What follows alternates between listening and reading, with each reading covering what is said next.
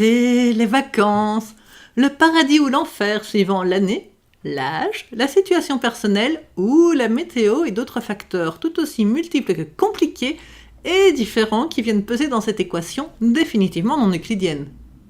Quand t'es gamin et que tes deux parents travaillent, à toi les stages ou les plaines de vacances, voire les camps scouts, avec leur lot d'avantages et d'inconvénients suivant l'âge.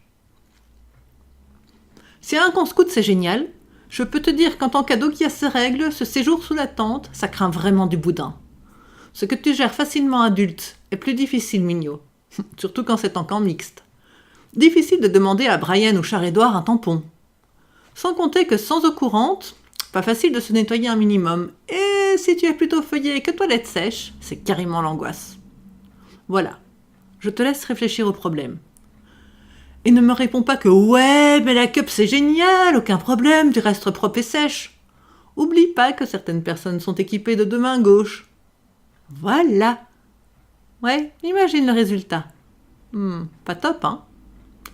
Si à l'école tu étais du genre à être chambré et tête de turc, il n'y a pas de raison qu'un connard te tombe pas sur le rable et continue son travail de harcèlement et de mal-être. Sans compter que tu n'avais pas forcément envie de le faire, ce stage poterie multisport couture de l'extrême. Mais tu avais plus un besoin de dormir, lire des bouquins et ne pas bouger de ton lit. Sauf peut-être pour voir l'un ou l'autre pote et buller devant la télé. Plus grand, il n'y a plus les stages. Tes parents te jugent suffisamment grand pour rester seul à la maison, pile poil quand justement ces stages devenaient intéressants, mais hors de prix. Style visite de New York. Non, mais même pas en rêve t'y vas, hein, tant que moi j'ai pas mis les pieds aux USA. Ha! Que dalle! Trek et virée sportive dans les pays nordiques. Non mais tu te crois où, quoi? Tu crois que c'est un hôtel ici? Et tu es donc à t'emmerder comme un rat mort, seul chez toi. Ouais, enfin, ça c'était avant l'arrivée d'Internet et des consoles. Maintenant, il n'y a plus moyen de s'emmerder. Vieil ado et jeune adulte, les vacances sont synonymes de travail étudiant pour se faire un minimum de pognon quand même, et de biture et de rattrapage de seconde cesse, où généralement l'étude commence aux alentours du 15 août. Sûrement une référence à un appel d'aide au divin ou à sa mère. Coïncidence? Je ne crois pas. Même si moi, perso, plutôt qu'à Sainte-Marie, ce serait plutôt à Sainte Rita, la patronne des causes désespérées, que je m'adresserais.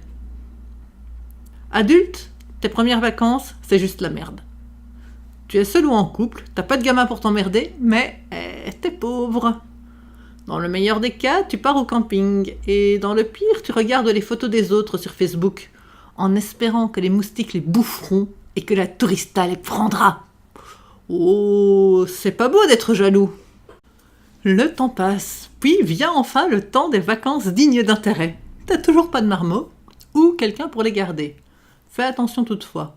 De mon expérience personnelle, les larguer 3 semaines chez les parents ou beaux-parents pour t'envoler à l'autre bout du monde ne peut fonctionner qu'une fois par décennie, en fonction du caractère de merde de tes héritiers. Voire complètement annihiler tes relations familiales et te retrouver fiché S à vie parce que tes gamins, là, ce sont des saletés de terroristes. Oui, mais il y a toujours un facteur sur lequel tu n'as aucun contrôle, la météo. Et elle est vile. Du soleil? Cool. Tiens, prends-toi la canicule. L'insolation et la déshydratation dans la tronche. Tu fais peine à voir, à avancer comme un zombie sous tes épaules pelées, tandis que les gémissements sortant de tes lèvres craquelées sont un appel à abréger tes souffrances. Là, maintenant, tout de suite. D'autant que c'est chiant de rester avec toi à l'hôtel, alors qu'il y a tant de choses à voir et à faire. Sinon, tu auras droit à un temps de merde. Pluie, orage et flotte à toutes les sauces. À toi les inondations, la moisissure sur tes vêtements, les capes de pluie so sexy, et les parapluies où tu dépenseras le PIB d'un pays en voie de développement parce que tu es infoutu de le récupérer après une visite ou qu'on te l'aura volé. Et puis la faune et la flore locale, si prompte à vouloir te rajouter à son menu. Sumac, ortie, moustiques, scorpions, serpents. Et pour peu que tu aies une bonne tête de touriste, la population locale voulant te vendre tout et n'importe quoi, en souvenir ou en porte-bonheur. Mais c'est pas grave, malgré ces malheurs, il y a toujours moyen de faire de belles photos pour les potes et les réseaux sociaux. Surtout pour ces derniers. Il faut montrer qu'on est bien, heureux. Même si on a la chiasse, perdu 3 kilos, enflé de 15 cm à cause de ces putains de moustiques, et qu'on commence à se demander si on a bien fait tous les vaccins avant de partir. Mettre un point d'honneur à faire de jolies photos des plats. Même s'ils sont dégueux à notre palais occidental, ils sont magnifiques avec le filtre approprié sur Instagram. Quelques photos avec les locaux. Oh, t'as vu? On a sympathisé à fond. Ne pas oublier de se désinfecter les mains après. On n'est jamais trop prudent. Pester sur le retard et annulation des transports, que quand même c'est bien mieux chez nous. Sérieux? Je te rappelle le RER, la SNCF ou la B? Avant de rentrer et de se lamenter sur la fin de ses vacances, c'est que quand même, qu'est-ce qu'on était bien là-bas. Après, fini les promenades au bout du monde. Si tu es malchanceux, tes enfants ont pointé leur nez. Et plus question de partir à plus de 3 heures de chez toi. Peu importe le moyen de transport. Dans la voiture, ça hurlera qui mieux. Après, que ce soit en train ou en avion, tu vas faire chier tout le monde autour de toi avec ton moutard braillard. D'ailleurs, entre routard et moutard, il n'y a qu'une lettre de différence. Coïncidence? Je ne crois pas. Les regards qui se tournent vers toi passent de la gamme inquiète à haineuse, suivant l'âge du bamba et son état décibélique actuel. Ta villégiature sera soumise aux horaires du morpion. Les visites aussi.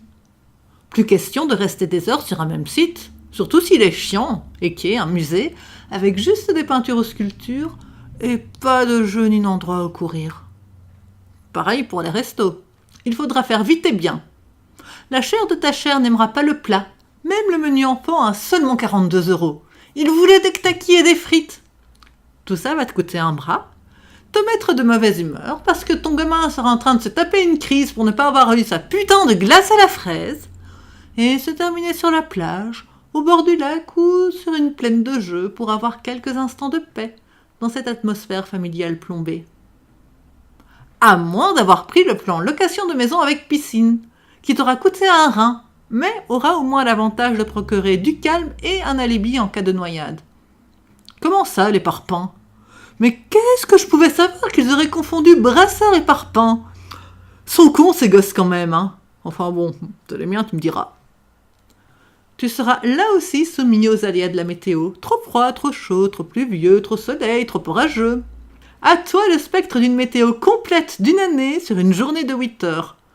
Avec de toute façon trop de sable, vu que tu en retrouves jusqu'au fond de ta culotte, et aussi de celle de ta marmaille, présentement occupée à se gratter les fesses devant des tas d'inconnus. Là aussi, on fait quelques photos rapides pour montrer qu'on s'amuse bien en famille et que tout est parfait. Je te rassure, en grandissant, les enfants deviennent moins chiants. Ou en tout cas, différemment. Puis une fois la vieillesse là, tu attendras seul, ressassant toutes ces vacances finalement pas si mal que tu as eues dans ta vie. Tout ça dans cette grande maison vide et silencieuse, troublée uniquement par le tic-tac de l'horloge que tu auras mis là pour te rappeler que dehors, la vie continue. Tu attendras patiemment qu'un peu de bruit, une tornade de jeunesse passe par là, pour autant que tes enfants se souviennent un minimum de toi et que tu sois encore en état de supporter et garder tout ce remue-ménage que sont les petits-enfants. Être entraîné par ce tourbillon pendant quelques jours, avant de retourner au néant et d'attendre plus ou moins sereinement les prochaines vacances ou la mort.